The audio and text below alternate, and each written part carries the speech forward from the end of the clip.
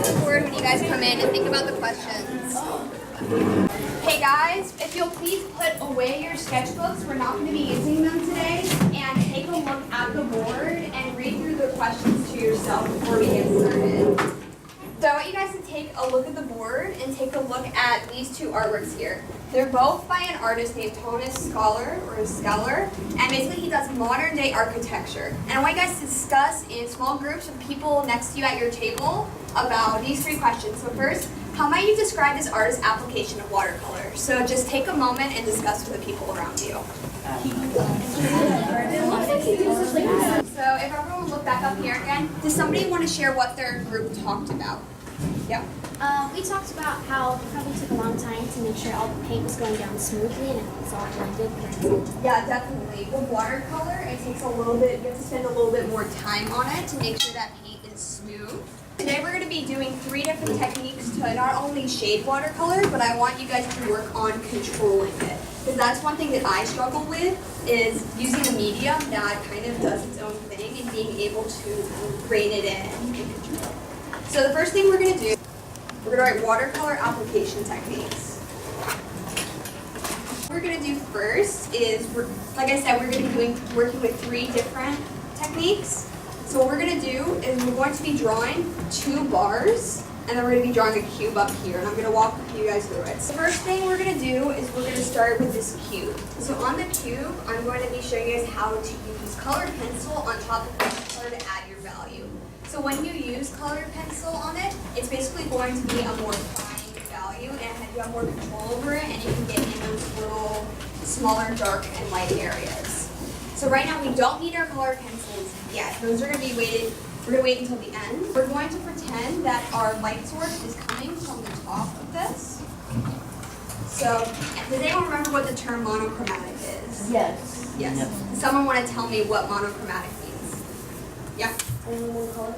Yes. It means we're going to be using only one color, but we're going to be using different variants and different shades of it. So everyone needs to pick one color that they're going to paint the cube with, but do not pick yellow, because yellow you're not going to be able to see the value. So I'm going to choose orange, but you can choose any color you want that's not yellow. You want to make sure this paint is very thin, it's very watery, because like we were saying earlier, the more water you're adding to your watercolor, the thinner and lighter the color is going to be. And we're going to be painting this top section up here. And we want this to be the lightest. Yeah, kind of like a wash. Yeah, we're doing a wash. So we're basically doing a wash on each side, but they're each going to be different values. Okay, so the first one we're going to work on is this top bar, and we're going to label right below it. We're going to label it monochromatic.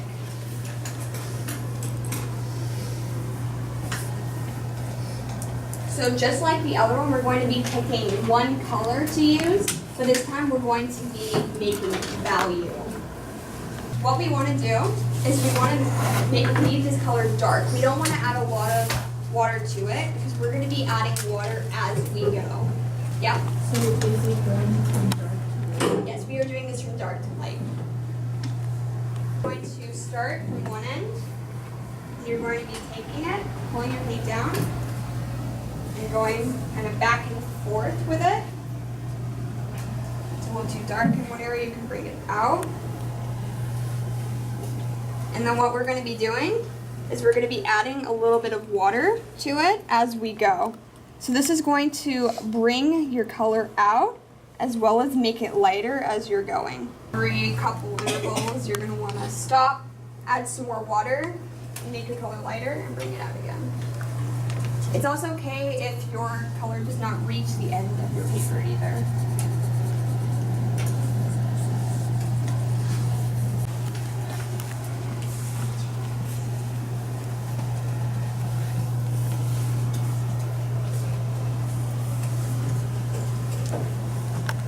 We're going to get started on the second bar that's underneath, and I want you guys to label it analogous.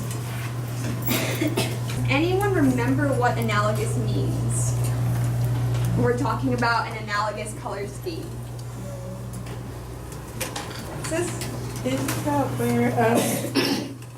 where you have like 3 colors that are right by each other on the color wheel? Yeah, exactly. So if you can look at Beatrice, she's holding up a color wheel. What we're going to be doing for this one is we're going to be choosing 3 colors that are next to each other on the color wheel and blending them together. So for me, I'm going to choose green, blue-green, and blue. But you guys can choose any 3 colors that you want to. Yeah. So could we use yellow? So if you'll hold up that color wheel again. So we don't want to choose yellow, orange, and red because they're not right next to each other. We want to choose maybe orange, and yellow, or red, orange, and orange. They need to be 3 colors that are right next to each other.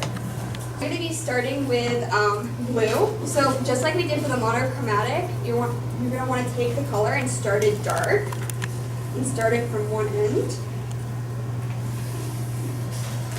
And again, you're going to want to bring the color out, adding a little bit of water each time. Okay. So I'm going to put this up here for you guys as a reference to use. So if you still are trying to figure out what your middle value should be, or you're not sure which colors you need to use, you can use this as a reference. So like I was saying, once you get to the middle, which I didn't do yet, but you want to blend these 2 colors together.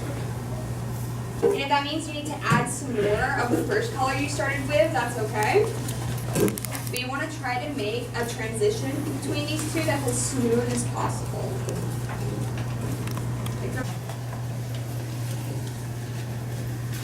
You want to thin out your color just a little bit as you're going on. Yeah. And then once you get to there, I would maybe add a little bit more of the blue color so that it's going to blend those 2 together. But add some water to it. That's okay. Yeah. There you go.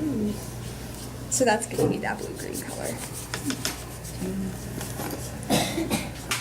What we're going to be doing is adding a more value to our cube.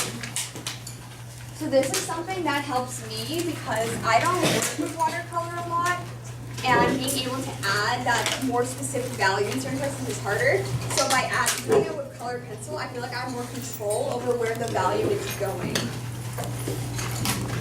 So what I want you to do is take the color that you already used. So like for my cube's orange, I grabbed an orange.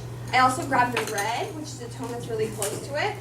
And then I'm also going to grab a contrasting color. So one that's opposite on the color wheel. So from orange is blue. Because when you're adding value, if you're using a contrasting color with it, it can sometimes give you a darker value that you want. So we're going to start and we're going to do it from this darker side. And I'm going to take a little bit of my blue. And for you, this might be another color. Like if you're doing like a red cube, this might be a green, or a green cube of red, or purple. But you want to just take a darker color. And then I'm going to add a little bit of my red to it. It's going to make it more of a purple tone. But it's also going to add just a darker value to that corner. Because remember, we're thinking that the light source is coming from this corner up here. And then we're going to, in order to blend it to the color you already have, you want to use, so say, because I used an orange cube, I'm using an orange colored pencil to blend it out into the rest. Yeah, come on up. Okay. And then Josh will be out. Okay.